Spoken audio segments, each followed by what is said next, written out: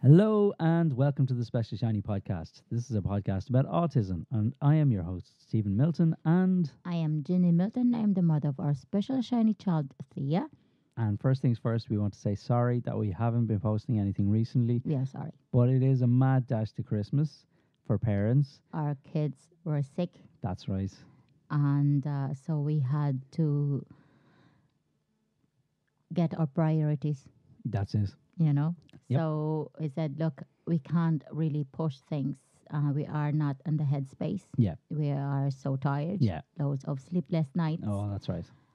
And so we said, we'll just wait for the tide to come down, and then we are going to get back to it.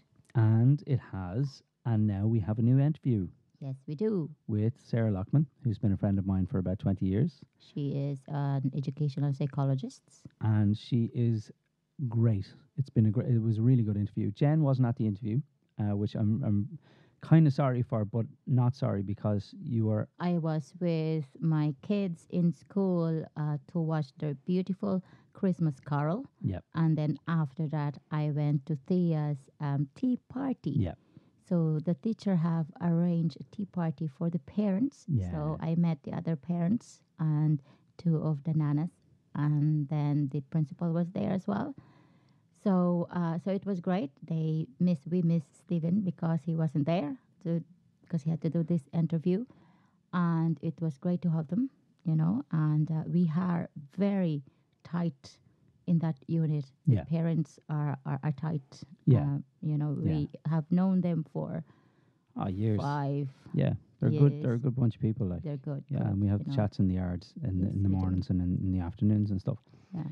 Anyway, to get on with things, let's just dive into the interview. Sarah Loughman is an educational psychologist. She's been working with children with disabilities for about 15 years. She has so much to say, so please enjoy the interview.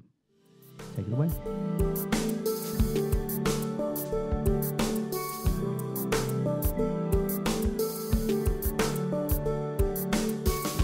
Nice to see you. Nice to see you. Yeah. Good morning. Good morning. It's been a very long time since I've seen you. I saw you at Brian's wedding. Yes. That's it, but I didn't get a chance to have a chat to you. No, there is too much music being played. Yeah, it was good fun. It was great fun. Yeah, it was. Yeah, good to see you back on guitar. Yeah, I wasn't. Actually, the boys were. I Were was you I was playing stuck in the percussion? corner. I was playing, tambourine. Okay, I Looking knew you were involved in some yeah, way. I was opposite, what's the guy's name? Not Kennedy, Fleming. Brian Fleming. Oh, yes. Yeah, I was kind of like, oh my God, I'm in the presence of, Okay, let's focus. Let's Okay, focus. Okay, okay. right. So we're here to do a podcast, We are. and this is a podcast about autism. Yeah. And I'm not going to. I've deliberately not decided to have questions for you today. I want to just have a general chat about this. So And I've deliberately decided not to over-prepare or Excellent. anything and just be present to what emerges in conversation. exactly, yeah. So we'll do that. So the first thing I'm going to do then is talk about tea. Okay. And I love talking about ask you tea. one question. Yes. No caffeine at all? Very rarely caffeine. Okay. In general, no caffeine, no black tea, no coffee. Yeah. An occasional afternoon green tea for medicinal purposes. Okay. And it works. The little bit of caffeine in the green tea will give me what I need in an afternoon or on a long journey if I'm driving. Okay. Have you tried matcha? I have not. Yeah, it's lovely. Yeah. Yeah. 2 of those and you get this kind of buzz. It's like very alert but very calm. Okay. I like it. I have tried mate. Yeah, mate's lovely. Yeah, South American mate. Similar thing. I like it. I like the bitterness. Yeah. But I would definitely notice that I would have to monitor my intake. I know. Yeah. Have you used the Gorda and the straw and everything else that goes with it? You have it? some in the press right there. Yeah. And the leather flask. I don't have a leather flask, but I have the Gorda and I have a Bombisha, which is the straw. Bombisha, that's what it is. Yeah, that's fantastic. Right, Sarah. So let's start. So if you wouldn't mind just introducing yourself, please, to me and to the Everyone world in else? general. Yeah. So my name is Sarah Loughman. I work as an educational psychologist. I'm lucky enough to work on a wonderful multidisciplinary team.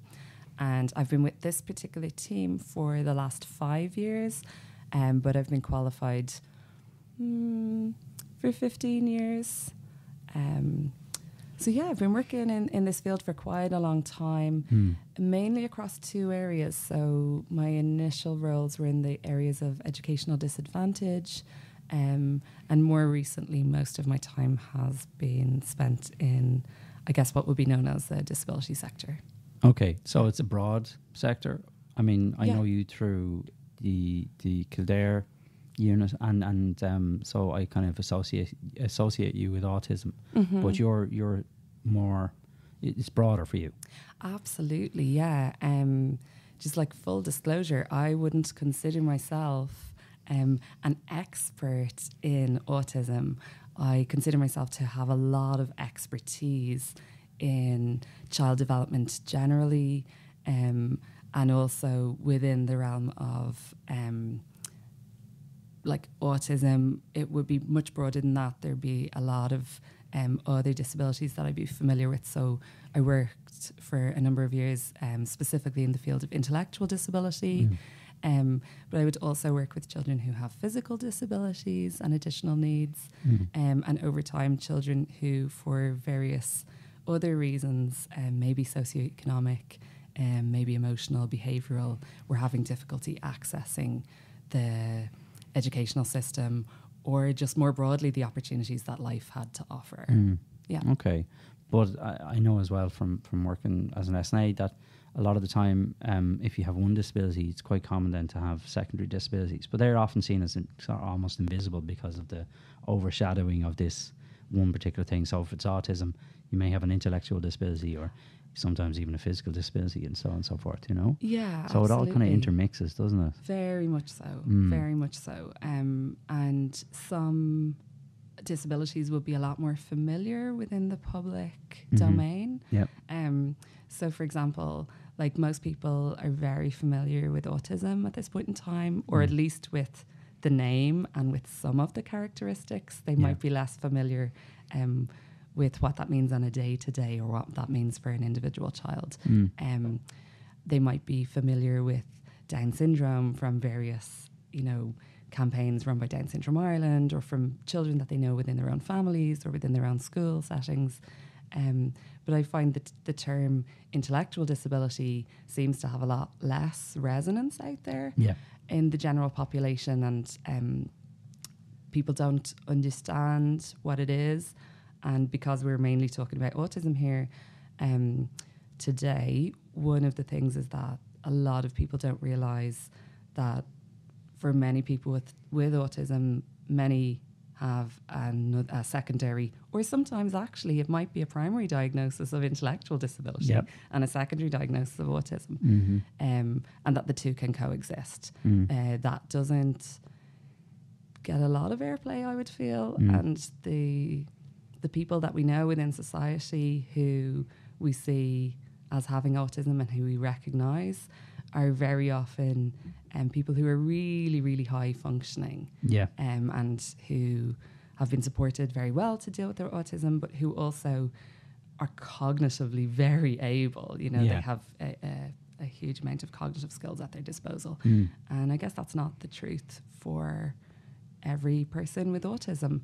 And in my experience working with, I suppose, parents who maybe are new to autism, maybe their child has had a recent diagnosis. Sometimes there would also be a diagnosis of an intellectual disability that happens.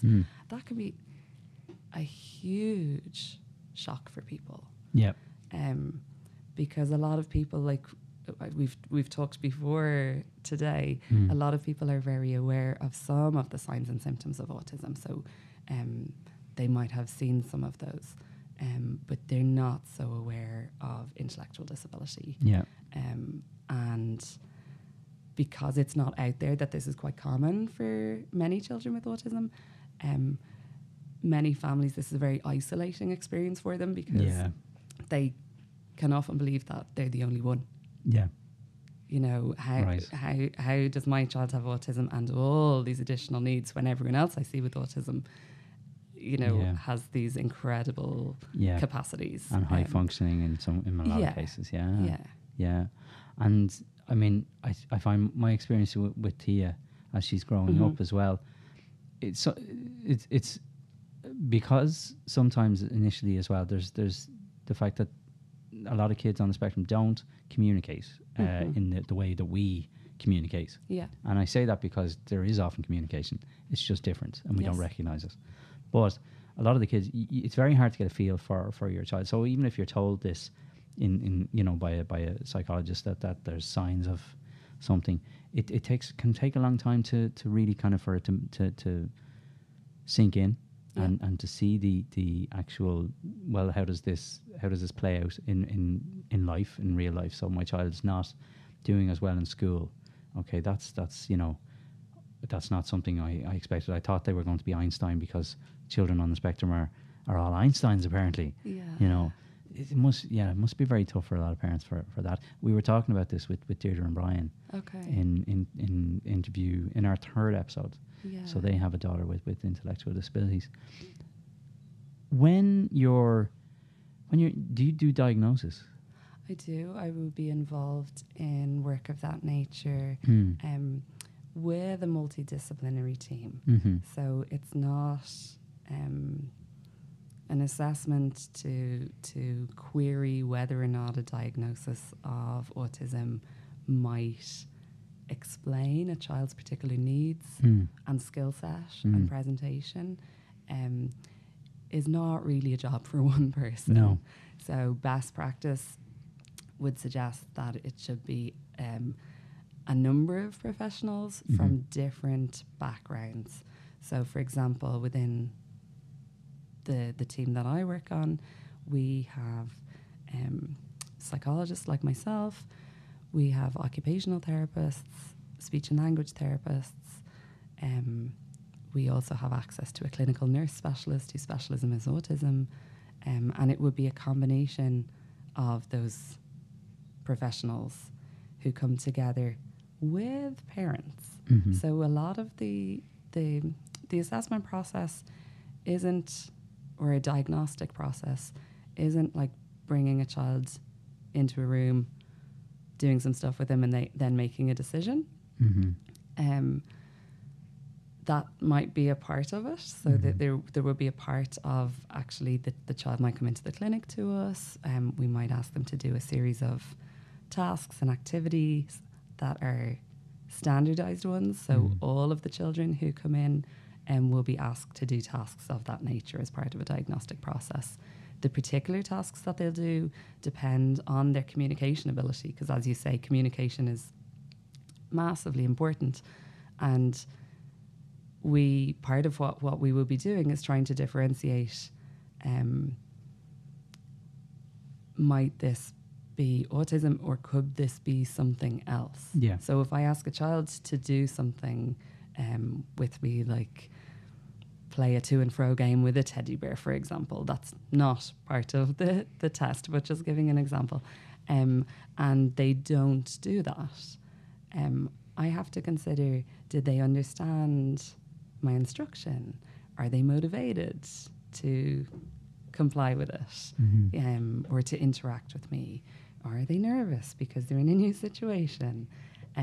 So there can be a lot of factors. But I guess the assessment procedures are standardized that a child who does not meet the criteria for a diagnosis of autism will typically engage with those tasks with relative ease. Okay. Yeah. Do you have kids who come to you sometimes and they're not on the spectrum at all? It's like, no, that a parent, I don't need specifics, but that a parent would be like, yeah, I think my child has autism. Oh, and you're like, well, perhaps your kid is just a little shy.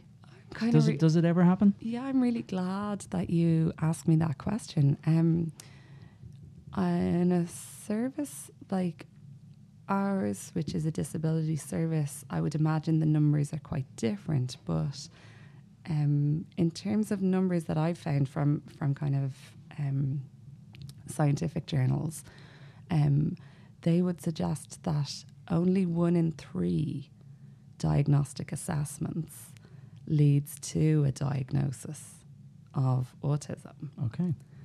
I would imagine I don't have exact stats for ones that I've done or been involved in. But within the general population, in terms of people who are referred for an assessment with autism, it's about 1 in 3. So what does that lead us to think? Actually, a lot of the characteristics that we associate with autism are entirely normal within the general population. Yeah. You know, children lining up things. Children do that developmentally at different stages in the development. Lots of other things. People... Okay, aerospace. Trying to think. That's all right. Think away. That's fine. Yeah, I suppose there are things that we associate with autism that maybe ring alarm bells for people within their own children. But there can be overlapping criteria or overlapping presentations between different difficulties. Yeah. So, for example, you raised intellectual disability earlier on. Mm-hmm. So sometimes a child might be referred for an assessment to query whether autism as a diagnosis might fit. But actually what could be the case is that child has quite a significant intellectual disability. Yeah. So the social communication that we see or that we're seeing fits their level of ability. Yeah. And in relation to autism, the social communication difficulties are above and beyond the child's level of ability. Okay. Or above and beyond, their difficulties are above and beyond what we'd expect given their level of ability. Break it down for me. Break it down. Yeah, break it down for me. Yeah, no, this is good. Go on. Can you give us an example? Give me an example. Just put it into kind of... More layman. Yeah, more layman's. Yeah. Okay. So, okay. If you had I don't really like using a age equivalence, but okay. Say when you were 2. Yes. Would you be expected to have a full-blown conversation and understand abstract language within that conversation? No. Okay. So if you are 8, might you be expected to be able to have a conversation? If you have language, your language is intact and you can... Okay. Would you be expected to understand some abstract terms? Yes. Okay. That's if developmentally, cognitively, you are functioning at a level of an 8-year-old. Yeah. Okay. So if you're 8, but you have a significant intellectual disability, your communication is therefore compromised. Your cognitive skills, your problem-solving skills are not at the level of an 8-year-old. Yeah. Maybe they're more typically, your skills are at a level that are more typically associated with a much younger child. Yeah. And we bring you in for an diagnostic assessment exploring autism or whether that might fit. And then if I was to say, oh, well, he didn't understand abstract language,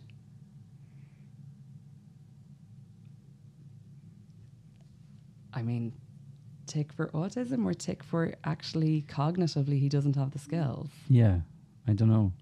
You tell me. How does that work? So how do you make the distinction then? How does that work? This is interesting. One very.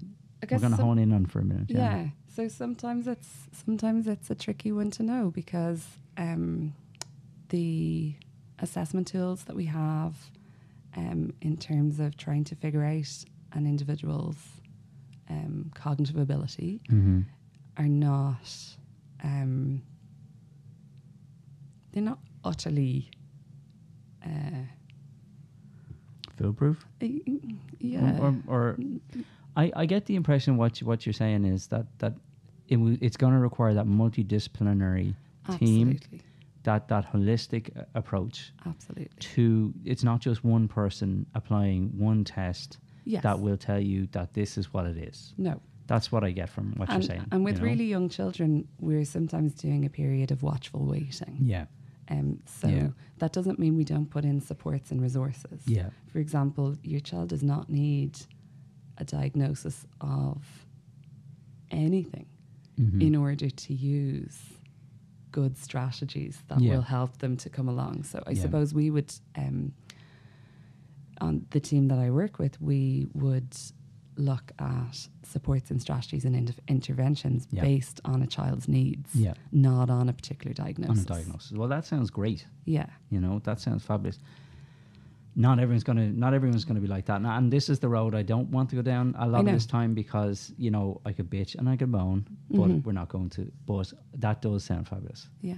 And as well, the like when you're going to, what you're basically saying as well is, and this is what I found in dealing with professionals, is that a lot of it is training for the parent to put the stuff in place, because what a parent often wants, and I'm speaking as a parent at this Sure. point, is for you to take my child for an hour and send them back in a different state. Okay? Is that what you'd really like? Genuinely, that is what at some point, that is what I wanted. Okay. Yeah. Okay. Okay. So That's Tia really, is, it's really honest. yeah, of it you. is. I'm trying to be as honest as possible, you know, and that was kind of frustrating at the very beginning, that I'm exhausted, and what I really need is a break, and also to see a little bit of progress, right? Sure. Because your heart is broken and all the rest. Now, this is when Tia was much younger. Yeah.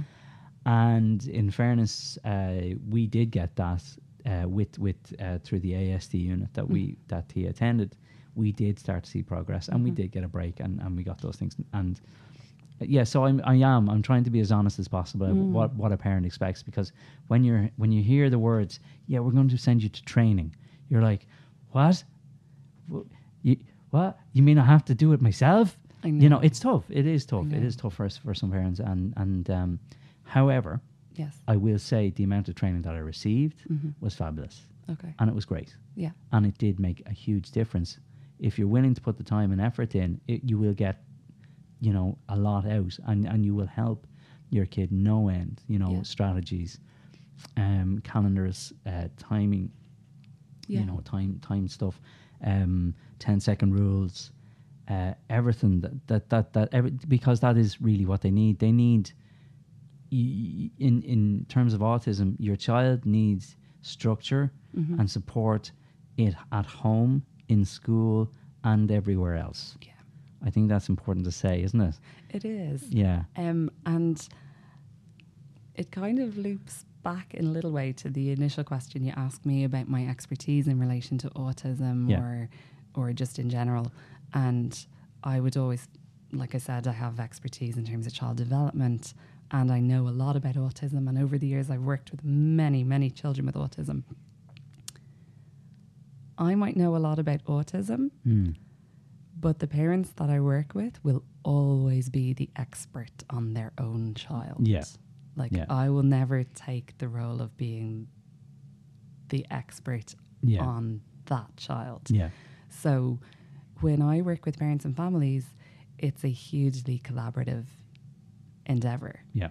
I mean, like you say, if I was your psychologist once upon a time, you would have wanted me to take your child, Yeah. do some magic with her for an Yeah, hour, that'd be nice. send her back to you. And the reality is, an hour out of her week, an hour out of Tia's week, would be 2% of her waking hours. Yeah. About Yeah. 2%.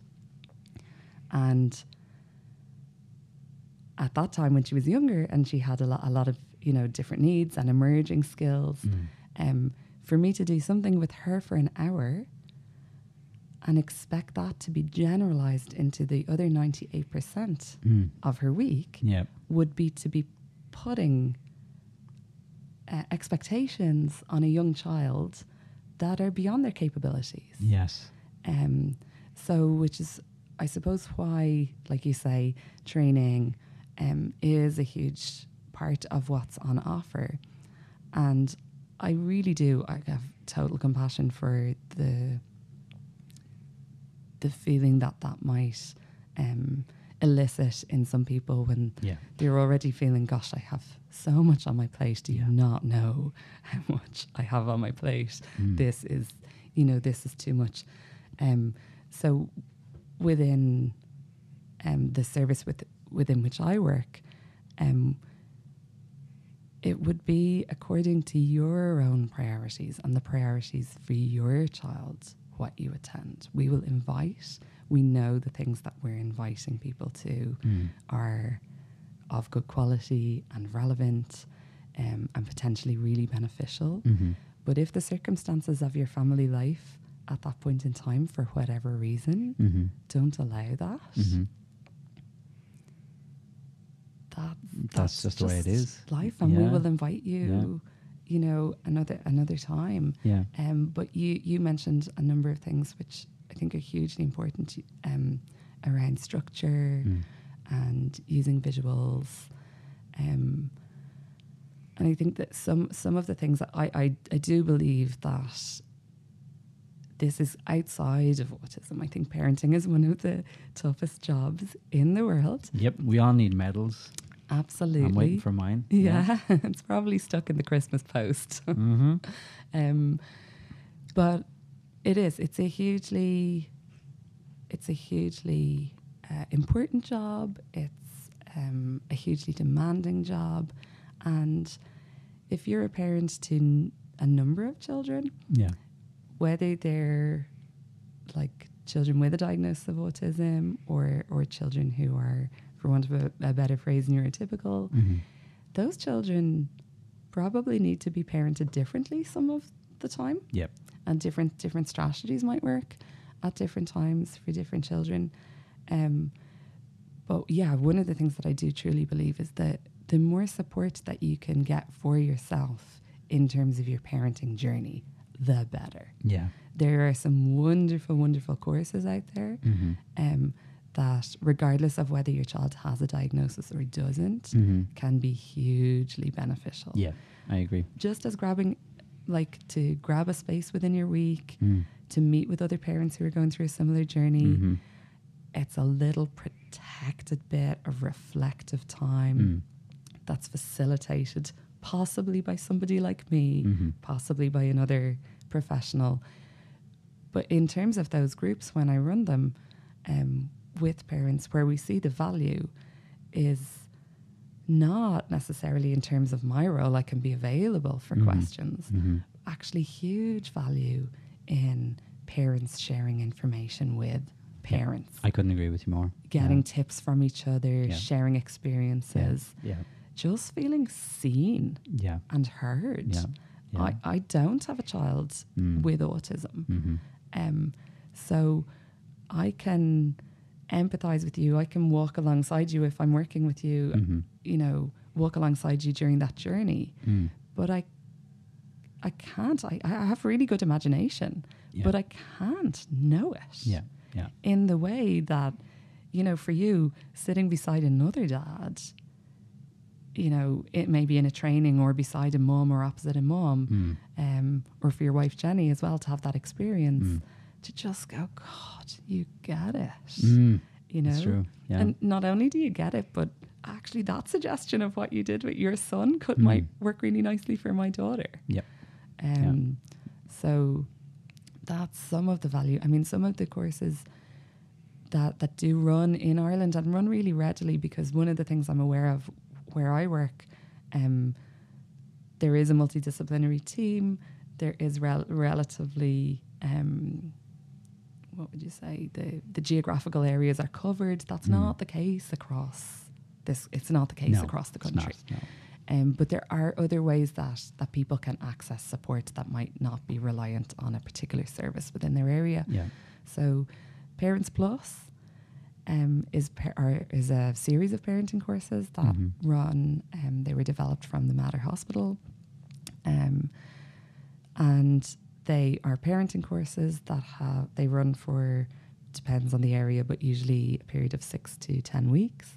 And each module in the course has a dual kind of focus on connection with your child and boundary setting for your child. Nice. Okay, I yeah, like it, yes. both are so important. It's the building relationship piece and also the setting the expectations, setting the boundaries. That's a really nice course. There are, Barnardo's has developed a course specifically for parents who have a child who's had a diagnosis of autism called Signet. That runs through some of the state services, that like service providers, healthcare providers, but it might also be available in some community settings. And then Middletown is also another service provider that parents and professionals can access training across a variety of areas. They're based up in the north, They are. but they do come down. And actually, I attended one of their courses through Tala, through the Tala Facebook group or the Tala Autism community. So look out for them on Facebook as well. That sometimes they run courses. They also have their own website. They do, and they send out. Maybe you can. I think it's middletoninstitute.com or something, but I'll put it in the show notes. You can add the link to the show notes. And a few times a year they roll out different courses on themed areas. So it could be puberty and autism, or it could be autism and sensory needs, or the transition from primary school to secondary school for children with autism. So lots and lots of different courses. Different courses. Yeah, different no, things. they're great. They're very good. Yeah. I want to get into something else, though. I want to Yes. move on. Okay. I want to get into the meat of behaviour. The meat of behaviour. Okay. And actually, I'm going to reference it to a course that I did with your particular group. Okay. So it was, and I'm going to paraphrase the title because Sure. I can't remember the title exactly, but That's okay. when is your child having a meltdown and when are they taking the mick? All right. Okay. That's total my. That's your you know, take that's on my it? take. Sure. That's not the professional take. The meat of the course was trying to identify when the behaviours of your child are based on having sensory overload or just having needs, and when your child who is like every other kid pushing boundaries because they're a kid, you know, is this something you have to talk to parents about? I suppose I might have I have my own unique take on behaviour. Go for it. Yeah, go for it. Yeah. Which it's not unique within my world, within the professionals that I work with, but in terms of out there within society, it's not probably the typical take on behaviour. So when I get a referral around a particular behaviour, I have a number of jobs to do. So I'll be liaising with parents and the family of the child. I'll be meeting with teachers, possibly if it's relevant to a school setting. I might be doing an observation of the child in the particular setting where the behaviour is occurring. You don't always see it though. My presence in a location can change the dynamic within the location such that the behaviour isn't happening. Yeah. So I would also rely on data. So on parents kind of keeping some notes for me on what happened when it happened. Keeping a diary. Okay. Yeah. Good to know. And or the school staff or preschool staff might be doing something similar. I suppose though, like, what would have been the idea of behaviour that maybe people of our generation grow up with? Like, if we think of the word behaviour, what comes to mind? You mean being bold. Yeah. Yeah, I know. Yeah, that's not quite what I meant, but I get exactly what you mean. Yeah. So, but actually, that's still out there. Yes, it a is. lot. Yes, it's very true. Yes. Yeah, and that word just doesn't cross my lips. Yeah. And hasn't done for the longest time. So when I see a child having a behaviour which essentially is just means something they are doing. Yeah. Okay. Yep. So I'm now engaged in sitting behaviour and speaking behaviour. Yep. None of which are problematic right now. Yep. But if I engaged in both and never stopped both would be problematic. Yeah. Okay. So I just see behavior as something people do. Obviously, certain behaviors or certain things that people or children do in certain settings can be more challenging than others, particularly if those behaviors are presenting a risk to the child themselves, to their well-being. And by well-being, I mean both physical and or emotional well-being, or their safety and or the safety of others. But when I see behavior, so one of my first jobs is to try to understand things from the child's perspective, to see collaboratively with a parent, can we figure out, okay, if this child was able to, in this moment, say what they wanted using words, in the knowledge that when they said it, that thing would happen, what is it that they'd be asking for? Okay. In behavioral wording, we call that exploring the function of the behavior. Okay. But really what I'm trying to get to the nub of is, what is it that this child is trying to communicate through this particular behavior at this point in time? Some behaviors have multiple communicative functions. Yes. Okay. Yep. So it's not a case of sometimes people might say, what should I do for a child who's spitting? That's a good one. What should I do? Yeah. I don't know. Why happens. is the child spitting? Yeah. Okay. Okay. Yep. So it's my job to get to the whys. Okay. Sometimes in behavioral work, and very understandably, the question more that comes at me is, how do we get this to stop? Yes. Okay. Yeah. But a lot of the time I'm working with children who don't have another way to get their needs met or to express their needs. Yeah. They might be compromised in their communication.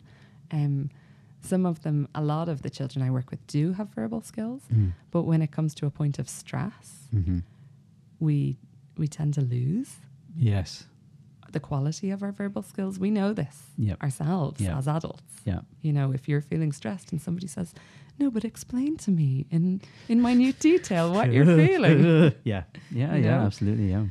Or calm down. Yeah, Calm down and stop doing that. Yeah. No, it doesn't work. So my job is to explore the whys. And it's exploring the whys from a really positive perspective of the child.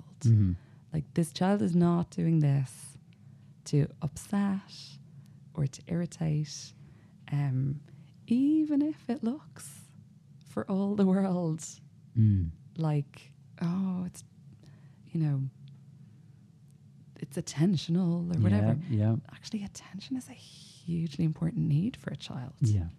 If it's not, it can be used often very, very, very oftenly, or very oftenly, what is happening to my grammar? But explaining a behaviour away as attention seeking can be used in quite a dismissive fashion. Yes. We all need attention. Yeah. I mean, that's a very Irish thing as well, isn't it? I give over chase, so I'm looking for Yeah. So that's, I suppose, I'd be looking at the whys. And then if I look at behaviour from that perspective, where does that lead me to, and where does that lead me and the parents that I'm working with to, is it brings us to a point of like understanding the whys and then realizing, okay, we need to do some skills teaching here. So usually when I see behavior, I'm thinking of a teaching like in the longer term, oh, there's a skill that this child is trying to tell us that they need. Yeah. Okay. Yeah. That they really, really want and need in order to cope with the demands of their environment, of their world. Yeah. So I think trying to think of something really low level, but if you're daughter I can was give you a few. no, I'm like Yeah. if your daughter or your child was interrupting constantly, Yes. but maybe their way of interrupting was to like hit you on Yeah. the arm. Yeah. Okay. Mm. So every time you're engaged in a conversation with another adult, or every time you pick up the phone, Mm. you get hit on the arm. Mm. Okay. So we might look at that, we might keep some data, and we might come to the conclusion that actually the function of that behavior is attention. Mm-hmm. So then what do we have to do? Mm. Okay. So we need to teach her another way Mm. to ask for attention. Okay, that's the skills teaching for her. But actually, where behavioral change really happens, and this is the difficulty, is it happens with changing our own behavior. Yeah. So in all my years as a psychologist, I have never successfully managed to change another human being's behavior. Mm-hmm. Okay, Mhm. by my active input. Yeah. Okay, that other person has to choose Mm. to change their behavior. Mhm. And sometimes the way that they make that choice is by me changing mine. Yeah. Okay. Yeah. And usually, so I can change my own behavior, Mm-hmm. and that increases or decreases the likelihood of something else happening. I would 110% agree with you. Okay. Yeah, because even to come to the realization sometimes when you look at a behavior and you realize, okay, there is, instead of it being reactive and, oh my God, she's doing this, I got to look, everyone's looking at me, and all of that kind of stuff, you look at it and you go, well, what's she trying to say? Even that literal change in your mind. Just a pause. and Yeah, ask the just to question. pause, ask the question. That completely changes the dynamic because your reaction, of course, has an equal and opposite. Sorry, your action or your what you're putting, your output has an equal and opposite reaction. So if you're getting stressed, your child more often than not is getting stressed as well, and it's creating a cycle of going down the wrong road. Really, is what I no other way of saying it. Really, there's plenty of ways, but I don't know. That's your way. My way. So trying to stay in this place of like, I'm observing, I'm asking the question, all of the rest, even though I'm stressed to the heavens and all the rest. It definitely, I find it definitely makes a difference. Yeah. So Huge let's difference. say if we were to take the example that I gave. Yeah. So you're on the phone or you're talking to another adult, and we've made this up because this is not something your daughter does. I've just pulled it is something that she does. But yeah, keep okay, going I've anyway. pulled it Yeah, out of the yeah, air. Yeah. But so she hits you. Yeah. Multiple times. Okay. Mm-hmm. And let's say this is before you've come. Like, so the initial reaction, what would a hypothetical reaction be? I'd be ouch, go away. Okay. I'm So, busy. Yeah. I'm on the phone. Stop.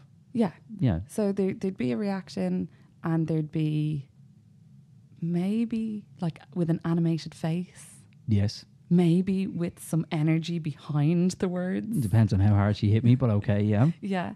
So a change of tone, a change of energy, an animated face. Yeah.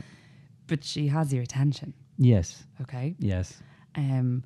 And so if that's what she's looking for, Mm-hmm. that's utterly reinforcing. Yeah. Okay. Yeah. So the next time that she wants your attention and you're engaged with somebody else, what's likely to happen? That she's going to look for the same reaction, then she's going to do the same thing. The same thing. Because she'll get the reaction that she's looking because that was reliable. for. Mm-hmm. Now, maybe sometimes she comes with another style of reaction, and maybe it's like, Daddy, excuse me, Daddy. Mm. Daddy. Would that be, would that always get such an automatic reaction in terms of getting your full attention? In the same way? Yeah. No. Yeah, because it's not attention grabbing. Yeah. So actually, that would be much more appropriate Absolutely. way of her Yeah. to get your attention. Yep. But it's not as reliable for her. Mm-hmm. So in a situation like that, she's making the best choice. When I say making the best choice, this is not necessarily conscious, Yes. but she is making the best choice to get her needs met. Yes. And we all do this. Yes. Yeah. Yeah. So by changing your reaction, so responding to the times when, if she was to go, "Daddy, excuse me," or "Daddy," and that got a, "Oh yes, Pat," and or "Yes, dear." "Oh, you want my attention? Nice asking. Really good using words." Yeah. Maybe she's not doing that. Maybe there's, a child who's doing something similar who's nonverbal. How can we teach them? Maybe it's to use like a PEX card or a visual to get attention. But actually the bigger piece of it is you giving more attention to the really appropriate behavior, the appropriate way of asking, which we might have to teach over time to your daughter. But also it's a shift in what you're paying attention to. Yeah. So giving more attention, giving more energy to the appropriate asking. Yeah. And reducing the energy, attention that the other one is having. Yeah. Or that the Yes. behavior that you don't want to see. Actually, that's really important. And I think that was also, one of the important things that we were taught when I was on some of the courses about, giving energy to the charge that's involved. Like sometimes your child is seeking the charge when you react, right? And then therefore if you don't give them the charge, they will end up kind of trying to look for other ways to get the charge and so on and so forth. Do you understand what I'm saying? No, I think I do.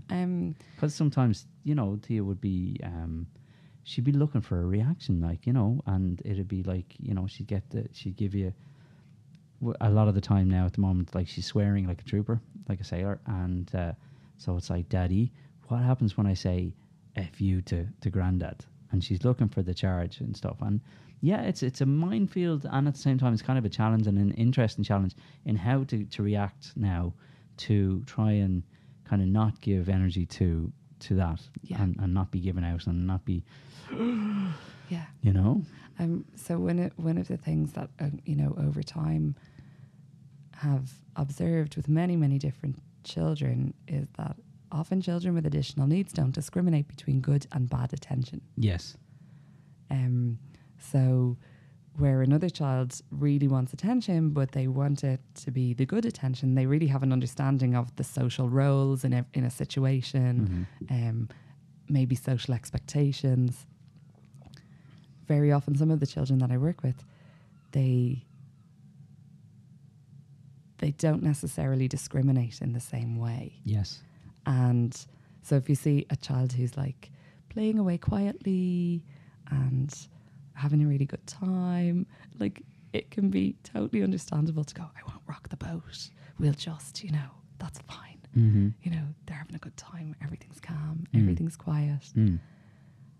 But then if something breaks and they have a meltdown, we're all like, "Whoa, energy, attention." Yeah. And it's trying to change the balance of that. That's right, yeah. And that starts with you, It and does. I suppose for some parents to hear that's like, "No, why would I want to change? Why do I have to change? I have to do so many other things."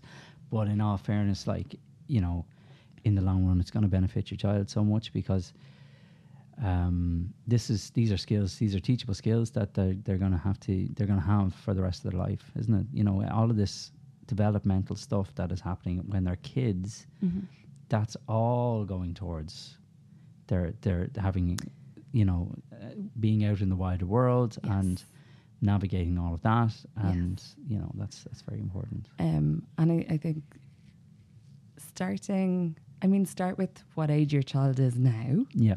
But if your child is young, definitely do start. Yeah. Now. Yeah. And it is never too late. I do truly believe that. But it is, if your child is young, kind of start now and putting in place those things. Can I give you an example from my own extended family life? And it highlighted for me, I suppose, one of the ways in which we can, as adults, assume knowledge on the part of children that they actually don't have. Okay? Yep.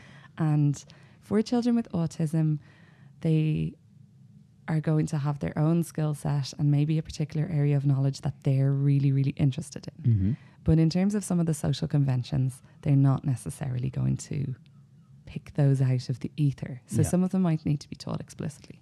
This is a story not about a child with autism, just a typically developing child. It's a birthday party story. So it's a birthday party. There's a 2-year-old involved in the birthday party. Everything's going great. We're having a lovely time. Until it comes to the cake. And the cake arrives out on the table and the candles happen and that's all fine. Now, obviously, this is a 2-year-old, so he doesn't have very much experience with birthday parties. He does the candle thing. It's been modelled. Everyone else is blowing at the cake. He blows at the cake. And then his father gets a knife, a big knife, and says, I'm going to cut the cake. And there's an utter meltdown. And so his father says, oh, maybe you wanted to help me cut the cake. Like, will we cut the cake together? No. And where it goes is, you know, the 2-year-old, it's my cake. And we realise, oh my goodness, in all the talk of the birthday, there was lots of talk of you're going to get a chocolate cake for your birthday. Oh, look at your birthday cake. Isn't that a lovely birthday? Are you so excited to eat your birthday cake? So this 2-year-old thought that the, 12-inch chocolate cake to feed about 12 people is his. And is quite distressed over the fact that it might not be his. Oh, poor fella. Yeah. So you could have a few different reactions in that situation. Yep. And I think among the adults in the room, all of those reactions existed. Yeah. So there was a definite reaction of, oh God, it's his birthday. He shouldn't be sad on his birthday. Yeah. Somebody give him the cake. Yeah. Which... I'm not sure about that one, but keep going. Yeah. But in the short term, okay? So in the short term, that would have gotten rid of his distress. That would have alleviated the situation. Carry on, happy days, happy birthday. But it would be setting up a really difficult, future situation. That is, And so actually what happened was his dad took him away to have some space together. Okay, so there was nothing punitive about it. He just took him away they had some space together. He explained, first, he just comforted, you're really sad. You wanted that cake to all be yours. And then when he was calm, explained a little about how it worked. Now, it's a 2-year-old, so very little explaining. Came back to the room. Do you want raspberry ice cream or vanilla with your cake? So allowed him a bit of control, a bit of a choice. It's also a bit of distraction. He did get upset again. Because it wasn't a whole cake on his plate. And so they went through that cycle again. Acknowledging the emotion, you're really sad, explaining it again, come back and here's your cake. And, and that really stood out to me, that episode, I suppose, as actually stuff like this is the reason why sometimes the children I work with have a difficult behavioural episode. It's actually because there is information that we as adults have assumed that they have, that they know, that they don't. And sometimes we can take the short-term option of, it depends. So you mentioned earlier on, just very recently, about when you're on the phone about keeping yourself calm. So if we can't, as adults, if we can't manage our own emotions in the face of a child's upset and distress, we're more likely to make a choice that just stops their distress Yeah. in the moment. Yeah. And that's totally understandable. Yeah. But if we can hold our own emotions and go, okay, this is actually it's really sad. It's upsetting to see a 2-year-old or whatever age the child is so distressed. Yeah. But I'm a grown up Yeah. and I can regulate myself. In regulating myself, I can hold space for them to co-regulate with me. Yeah. Okay, because that 2-year-old could only be as regulated as his dad could be in that moment. Yeah. Yeah. He's too young to regulate himself. Yeah. We talk a lot, or we hear a lot about like children self-regulating. No. No. No. No. So I haven't seen that. yeah, children co-regulate.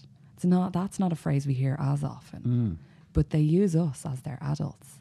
Now that doesn't mean that if our child is acting out that we're not calm. Yeah. Children do what children do. Yeah. But the best way that they have of returning to a point of calm is for us to be able to manage our own emotions. Yes. Yes. And so that points me to the importance of parental self-care. Yeah. Actually, my opinion of that, and I totally agree with everything you've said, in fact is, even when sometimes you do lose the plot a bit, to be able to come back in front of the child, Absolutely. to actually model how you come back from that. Yes. You know, because we're all human, we're never going to get it right. We're never going to be perfect. And that's not what you're saying either. It's not what I'm saying. No, At all. Thank you. I totally Thank get you. you. Yeah. But I just Make sure that your listeners know. Further on Yeah. from that as well, you know, is and this is what you're saying, that your child is watching and modeling themselves on everything that you do, everything. So if you're able to come back from it and say, okay, I made a mistake, let's get back into a better place here, rather than just kind of sweeping it under the carpet and going, yeah, wait, go to your room, go watch some TV or whatever. If you can try and bring them through that as well, that's an education for them as well, you know. Yeah. And even something as simple as, because again, a lot of the children I work with don't have the ability to communicate during language. Yeah. So it's looking at how can I model calm for this child without using words. Yeah. So sometimes if I'm working with a child and maybe they've had a tough day, maybe they're coming into me in the clinic after a really long day at school, you know, whatever it is, sometimes I'll just take a few deep breaths. So like, okay. Yeah. And again. And there's no talking. I just do it. And sometimes, not all, but sometimes they'll fall into breathing at a similar rate. Again, not all the time, but me staying regulated, me holding that calm space within myself gives that child the best chance in that moment. Yeah. And like you say, I mean, I get an hour sometimes with a child or a period of time, which is, like we said, 2% of their waking hours. I don't have to be on it with that child 98% of the time, like a parent is through the holidays or, you know, during the school day, like a teacher. So that it's not expected as human beings that we can do that all the time. But I do think there's a huge importance for self-care for all parents. Yeah. And particularly for anybody parenting a child with additional needs. Yes. And it can be an area that people feel really guilty about. Yeah. Like, no, I'm focused on my child. I want to put all my energy into my child. I need to give my child the best, you know. By you taking care of yourself, and I'm not talking about going off on 7-day yoga retreat to Bali. Sounds good. It sounds lovely, but you know, like who's got the hedge funds that they're sharing, you know? I'm talking about the basics, Mm. like am I eating adequate nutrition? Yeah. Am I watching, I don't know, news on TV that's raising my blood pressure, Yeah. or am I choosing to ingest kind of something that actually might give me a bit of a laugh and release some endorphins? Yeah. Do I get a chance to lift the phone to my sister and or make the time to lift the phone to my sister and have a 10-minute chat during the day while my child is at school? Could I take a 20-minute nap? Because maybe my child was up all night, so maybe the sleep at night isn't great at the moment. But could I take a nap? Yeah. Rather than, I don't know, like could I order the groceries from Tesco and nap while I'm waiting for them to be delivered, rather than running down to the shops? I think that's a lot of parents will have had to have done that. Have had to prioritize and say, look, I just can't manage. It's just, and it's unfortunate when parents have to come to the wall and kind of collapse in front of it, and then, you know, so I guess to any parents out there as well, I mean, there's an education in self-care. You learn a lot from self-care as well. You learn then how to manage with your child in a way as well. You know, if you can take some time, and if you're learning skills on how to de-stress, because there are plenty out there, then you can actually apply those to your kid as well. So that could be good. You know? That from you in your voice sounds like the authentic voice of experience. Hell yeah. Yeah. Yeah. Well, I've been to both ends of the spectrum here. I've hit the wall enough times, you know? So, yeah. I mean, hypothetically, right? If there was a child on a train from Birmingham to Stafford, hypothetically speaking, and they were going to have a meltdown, they were threatening a meltdown, right? Unless you brought them to Tato Park, what would you do? From Birmingham to Stafford? Yeah. Hypothetically speaking. in front of a lot of businessmen on an English train. What would you do? I'm kidding. I'm joking. But you know, that's we've been everywhere. Yeah, we've been everywhere with this. And self-care is so important. And it sounds twee a little bit, and there's often people will find a huge resistance to doing it as well, because you're in a certain mode. And self-care requires you to sometimes step out of a mode and to kind of move into something else, you know, like it can be a bit scary, you know. So to put it into practical terms, I do Jodo, which is a Japanese martial art. That's my thing. Yeah. And that's my Thursday. And that's what I hang on to when things just get way too much. Yeah. So it doesn't necessarily have to be something you do on your own. It can be something you do socially. Absolutely. And actually, it's very, very good, you know. I think it's around giving yourself that permission. And for some families that I've worked with, tying that knowledge to this is also of benefit to your child has helped to them to give themselves permission. The permission. Yeah. You know, that and I think it's hugely important, like that, you know, sometimes parenting can be an isolating role. Yeah.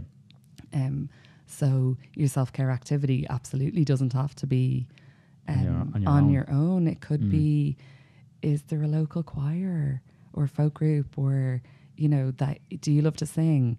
Is there a local community choir? Could you get out of the house for an hour a week, even if you couldn't make the, you know, even if the rehearsal is 2 hours and you can definitely just squeeze an hour, would that be worth it? Yeah. Do you like to swim, getting in the water, or doing an aqua aerobics class, or you know, like you, as martial arts your thing? Maybe it's a five-a-side hockey match that you used to play hockey when you were in school, and there's a local five-a-side that's you can drop into, and it's not requiring a huge commitment. Or any of those. Yeah, it's worth saying though as well. I mean, in my experience as well, like I would have sat down and played computer games, and they're probably not the best thing. They're not a doing thing. They're sitting there and engaging in violence of a digital nature, which is, you know, fine on some respect. But actually what I found was it wasn't actually helping. So you pick and choosing your activities, like heading to the pub, getting locked. every week. I don't necessarily think that's the best thing, you know. And we can have a debate about that, you know, in the thing. But actually, there are activities that we might be involved in that are not necessarily, we think they're our de-stressors, Yeah. but they're not actually our de-stressors. They're not actually helping. So it would be worth, I'd say, to parents as well, just to maybe think a bit further afield about what's a doing thing I could do. It doesn't have to be extremely, it doesn't have to put a lot of pressure on you or be, what am I trying to say? You don't have to go to boot camp. It's basically what I'm saying. No. You know, it can be a very gentle thing. Yeah. But as long as it's something that I suppose, as you said, is not isolating. And the idea is that it might be in some way building you up. Yeah. Either your sense of enjoyment from your day, building your sense of community, and not depleting your resources. Yeah. Yeah, no, I think, and I do think it's a good point that you raised about whether, you know, we can all of us make a choice to de-stress, and some of our choices as human beings that we might choose to engage in thinking that it's a de-stressing activity, like potentially endless scrolling on the internet. You know, it's very easy. I've put my hands up. It's something that I've done too. And you think, God, I can't do anything else. And you just have a wee scroll and you think, oh, I'll feel better after that. But you don't. And there's loads of evidence to say that you're not on your own in not feeling better. Actually, most people don't feel better. And we judge our own lives more harshly after that. And we engage in comparative stuff. There's the cycle. Yeah. Whereas some of the other options that you describe, or even if it's as simple as putting on, we're drinking some lovely tea here, putting on the kettle, dropping the tea bag into the water, or if your thing is coffee, and doing that.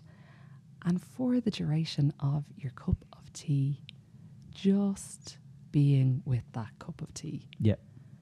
Noticing the scent of it, the taste as it enters your mouth, you know, that is a mindfulness practice. Yeah. But like that, a lot of people hear mindfulness and they think, oh, my mind has to be utterly empty and I have to be sitting on a meditation cushion in a room. In a mountain. On a mountain, on the side of a mountain that I had to hike for, you know. Cherry blossoms. Don't forget for cherry blossoms. Lovely. Yeah. Gorgeous if you can. But actually a mindful moment could be that cup of tea in your hands, the heat of it against the palms of your hands, and just taking those few minutes without your phone in your hand. And maybe the phone's off just for those 5 minutes that you know you're not getting an interruption. Yeah. That can pay dividends. Yeah. If it's a practice that you engage on a regular basis. On a regular basis, yeah. So tying that up, I mean, self-care, massively important for you, important for your child as well. And I would 110% agree with it. We're all human. We're all trying. We're all learning. I think keeping an open mind to these things is the most important thing, not dismissing and go, I couldn't do it, so I'll leave it. Yeah. You know, to keep trying as well. It's very important. And you'll hear it again and again from parents. Some parents choose, I know, to kind of, I guess, have a rant on Facebook sometimes, and that's if that's where you are, that's you know, and that's what you got to do. That's what you got to do. Going back to behaviors though as well, I wanted to talk about one more thing, and that was, and I love what you were saying, taking the punitive aspect out of behaviors. So, in other words, not immediately giving out to your kid because they're doing something, right? I wanted to move on, say, to a child who is. Do you work with kids who are maybe older, who are in their teens? I work with all ages at the moment, from 5 to 18. Okay, 5 to 18. Okay. So one of the questions that I was asked to ask was about children who have maybe are in their teens who are becoming more aggressive, you know, and that's a very broad term. Obviously, that you know, how that can be different for different, you know, sometimes it's verbal, sometimes it's physical and stuff like that. I suppose parents out there would be wondering, how do you cope with when your kid gets stronger than you? I know we had a conversation prior to this, and your point was putting structures in place much earlier are very, very important in this Mhm. respect, and that's why I talk about the punitive aspect of things. That if you're not modeling aggressive behavior, I'm not saying that it won't happen, but it can help in some ways.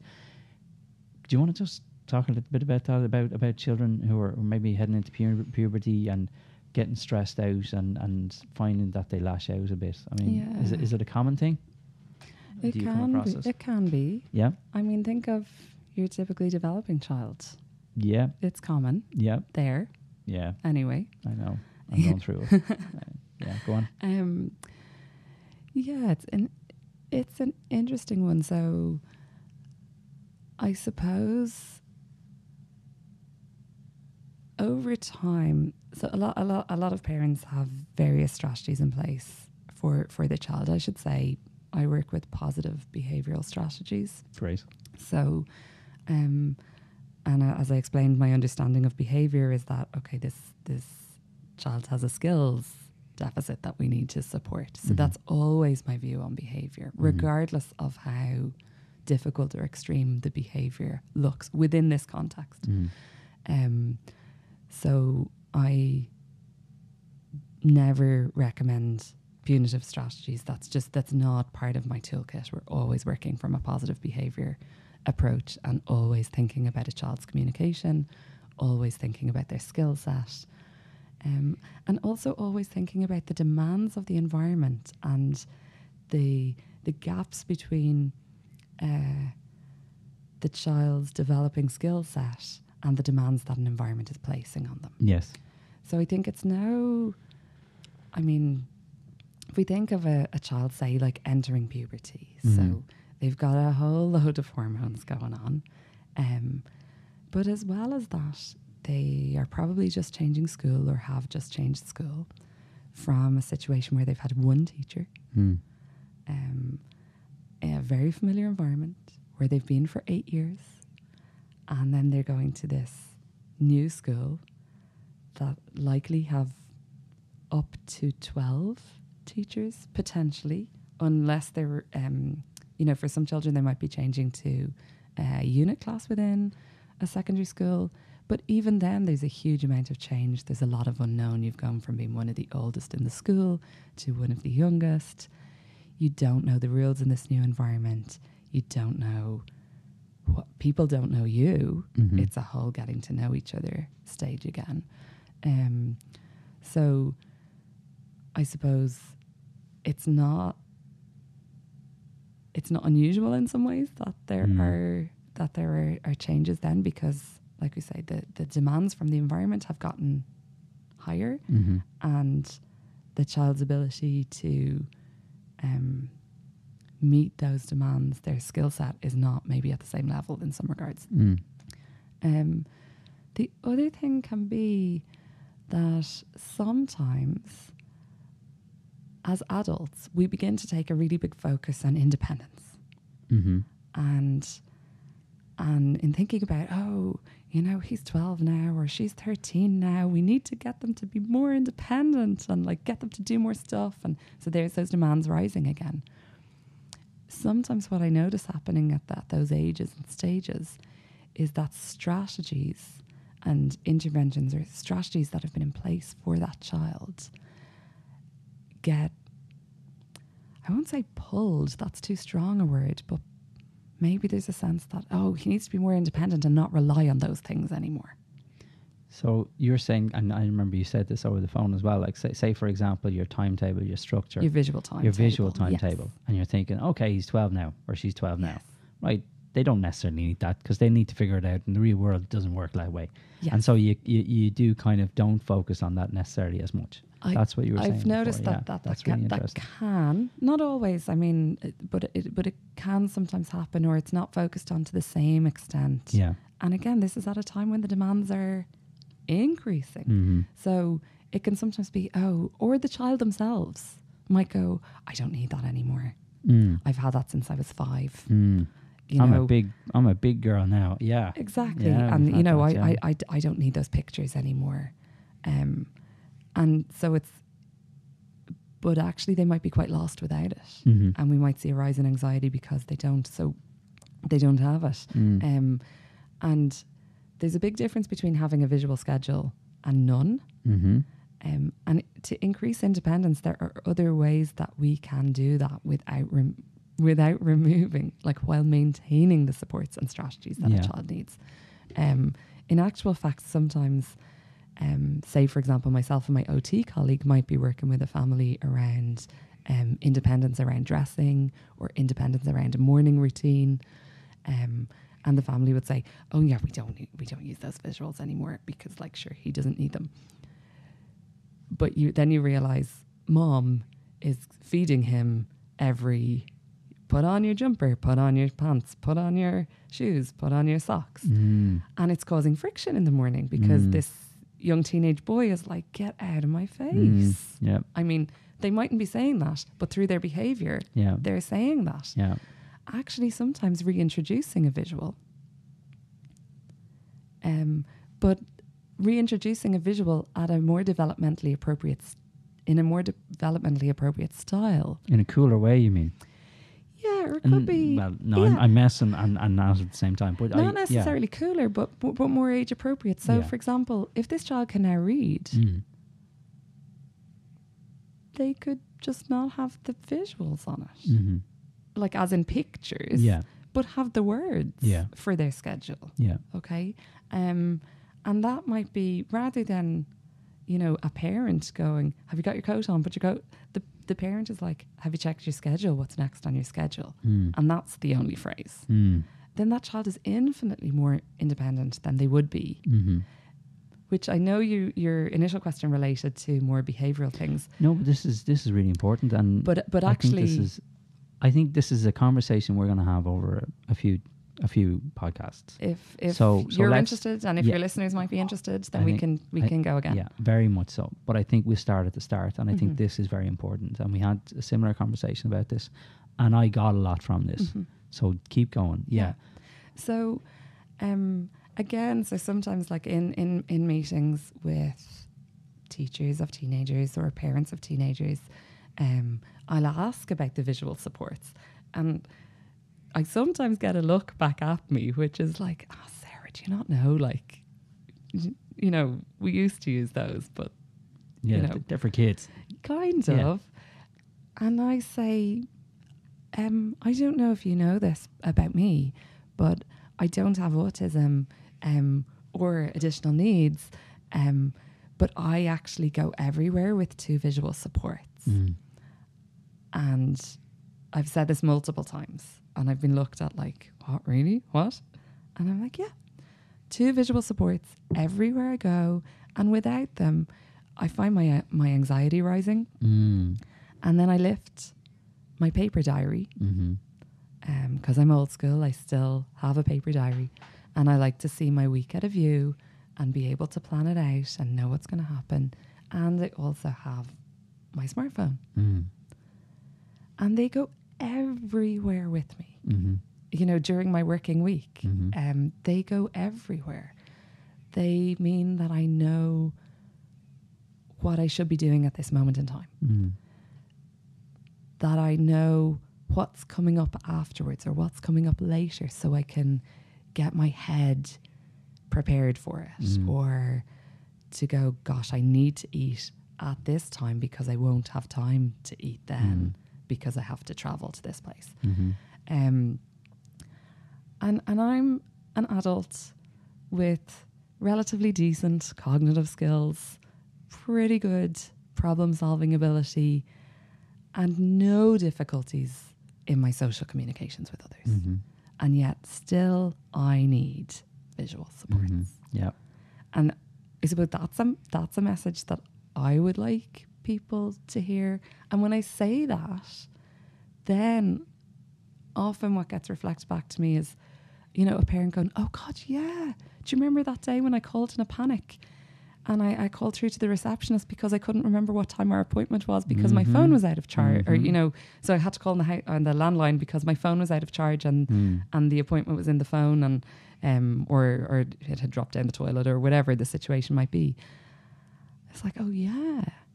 And I mean, if I don't know what's happening in my day, I'm not likely to hit the person that's sitting next to me. but I'm likely to be just a little bit unsettled. Yeah. And for a child or for a teenager who already has a lot of demands, who's already working really hard during their day because of their needs, they're already working really, really hard. To make them work harder, to, you know, it just doesn't, to me, it doesn't seem fair. Yeah. But it also sets a scene for something to push that child into, like, out of much easier. They're not going to be in their calm alert zone, which is the zone that we need to be in for learning. Yeah. They're going to be just maybe on edge, a bit unsettled, maybe not so available to learn. And then if something else happens, it could really push them to a point of being very dysregulated and upset, distressed, or they might be acting out on their feelings in a particular way. Yeah. So that is, I just think we cannot underestimate the value of visual supports in whatever form that they may be. And they do change over time. What works for your child at one point in their life might not work for them at a later stage. For example, for a teenager, maybe we're going to move to something that's digital. Yeah. Or wearable. Yeah. Or wearable, exactly. Yeah. But, you know, maybe they don't want to be the kid with the A4 folder with the schedule on it, but could they access it on a mini tablet or, you know, that has it's a bit more street cred. Yeah. If they're so aware. Yeah. Or they don't want the actual pictures that they had when they were 5. Yeah. But a written schedule is fine. Yeah. And very reassuring. Yeah. And the other thing is having a schedule. I suppose one of the things, so in school there's quite strong, again, depends on the school, depends on the classroom, but structure, it's kind of, you have maths class and now you have English class, and then you have your small break and you play your games and you have your big break. You know, that'd be more primary school, but similarly in secondary school you have a very clear structure. So sometimes I have found myself talking about visuals with parents where they're like, yeah, but Sarah, like, family life doesn't work like that. Yeah. Do you know? Yeah. Like, you know, we're not scheduled. We do things on the hoof. We, you know, plan things. And you know, nobody is suggesting that you need to lock down every minute of your day. Yeah. I'm absolutely not suggesting that, you know, your family life runs to military precision against some timetable on your wall, but that what is happening and when it's happening is available visually for your child. Yeah. Preparation. And it could be a whiteboard. Yeah. So it could be, actually, you have a mini whiteboard, and before you go out, you write down or you draw a picture to symbolize, okay, we're going to the shop first to do this, and then we're going here, and then we're seeing Nana, and then home. Yeah. And so it doesn't have to be fixed to the wall and have to stick to it. And actually another thing, and I was just talking about this with somebody during the week, because there's following a schedule or following a routine, and some children with autism get really, really good at following their schedule to the point where anything outside of that can be a real difficulty. Yeah. So one thing that we sometimes do is to plan for disruption. Yeah. Or to plan for surprises. Yeah. So, literally just recently was planning with somebody around having a visual that represented something unexpected. Yeah. And that could be as small as, what would you say? Gosh, I forgot the milk for tea, and we have to run into Centra just to grab milk. Or, I don't know, your tire bursts on the car. Do you know, or you have a flat tire and you have to go in and get it pumped up. But planning for that, That's a skill. Dealing with something unexpected is a skill that a child does not have Yeah. unless they're taught it. Yes. We know that unexpected things happen in life. So let's begin teaching them before, in the moment, when your child might be upset or distressed. That is not a teaching moment. Yeah. Okay? Yeah. It's not a teaching moment. Yeah. Your verbal explanations are going nowhere. Yeah. Similarly to ourselves, like we said, if we're upset or distressed, what do we want in those moments? Comfort, acknowledgement of our feelings. And usually as Irish people, we go to a sensory strategy, which is cup of tea, Yeah. bicky. Yeah. We go straight to, let's just help the person to feel okay and safe right now. Yeah. In the knowledge that, okay, in the longer term, there's going to be some skills teaching Yeah. to be done. Yeah. But now is not the time. Yeah. Yeah, I think that's great. Yeah. As you were talking about it, I was thinking about the maps, the old school maps where there were blank spaces and it'd be like, here be monsters. That's why I was I think that was before my time, half Stephen. half laughing at kind of what you were saying. No, that's fabulous. We're going to leave it there. Lovely. Because we're up. We've been speaking for almost an hour and a half. Okay. Doesn't feel like it. It doesn't. No. It doesn't. You're a very easy person to chat to. Thank you very much. And I love everything you've said. So I'm just so happy that we got to sit down and do this. So I'm hoping this won't be the only one. Yeah. And I know it won't.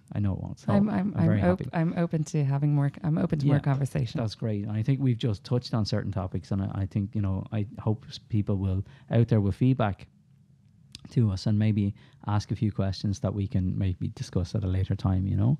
So with that, Sarah Loughman, thank you so much for talking to me today. And that's it. Yeah, wish you the best. Thanks, Stephen. Okay. Bye.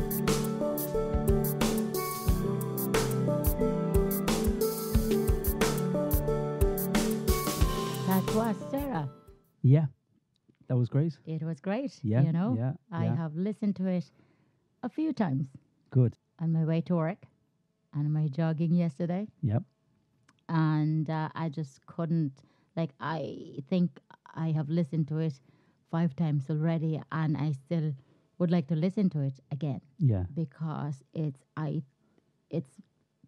has loads of information, and they are very practical. Yeah. Practical information. Yeah. Yeah. She's quite down to earth. Very down to earth person. Yeah, she is. Yeah. So one thing that struck me, which I laughed, is when she said that parents' skills, that parents has to be trained. Yeah. And I remember 4 years ago or 5 years ago when the social worker came into the house and asked and told us that this is how they do things. Yeah. That they will train parents, that they won't engage with the kids if they don't have to. Yes. Unless there's emergency or something. Yeah. That's right. So I said, what are you talking about? Yeah. So after so many reflective moments, I said, look, when the early stage of Thea's diagnosis, or before she was diagnosed, the frustration was the lack of knowledge and the lack of support. Yes. And now that there is a support system, my reaction was like, oh, come on. Can you not just take her? Yeah, yeah. Just take her for half a day. Yeah.